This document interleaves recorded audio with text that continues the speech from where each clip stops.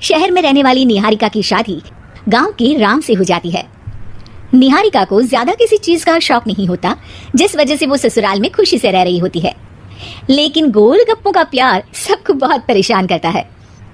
देखो जी, हमारी शादी को ना 1 हफ्ता हो गया और मुझे गोलगप्पे खाए हुए पूरे 7 दिन बीत गए। इतने लंबे समय तक अपने गोलगप्पों के बिना मैं आज तक नहीं रही। ओहो, आई बड़ी गोलगप्पे खाने वाली। हुक्म तो ऐसे चला रही है जैसे तेरे पापा ने हमें यहाँ कोई दुकान खोल कर दी हो। बेटी तो दी है ना, अब उसे थोड़े गोलगप्पे तो आप भी खिला सकते हैं ना।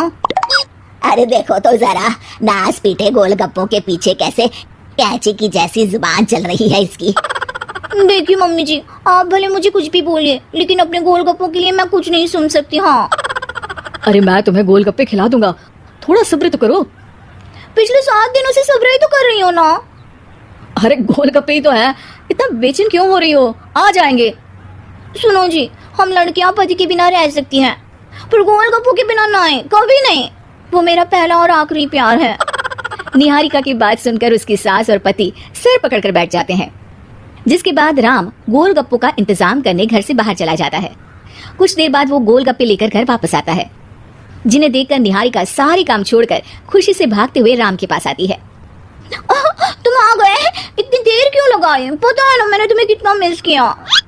अरे थोड़ी देर पहले ही तो घर से गया था। क्या तुम?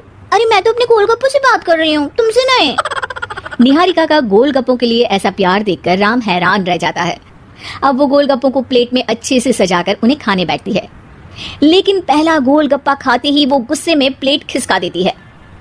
ये कैसे घटिया गोलगप्पे उठा कर ले आए? न पानी में स्वाद, न गोलगप्पों में। हाय हाय, महारानी के नखरे तो देखो, इन्हें गोलगप्पे में भी अलग अलग स्वाद चाहिए। ठीक है, आप लोग इस पर बहस मत शुरू कर देना, मैं ना कल दूसरी जगह से खरीद लाऊंगा, ठीक है?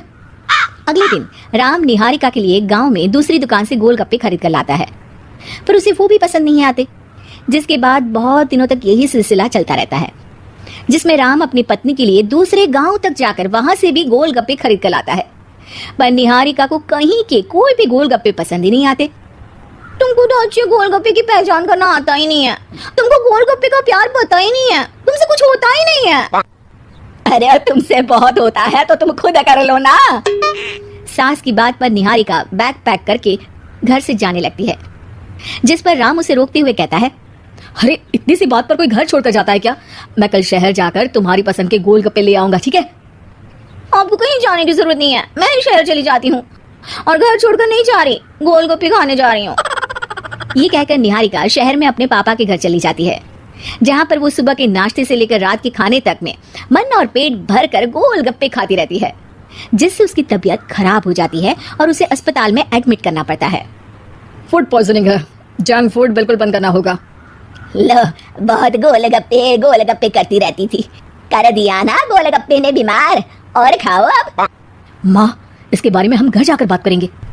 कुछ दिनों में निहारिका ठीक होकर अपने ससुराल वापस आ जाती है, जिस पर एक बार फिर सास बहू की नोकझोंक शुरू हो जाती है।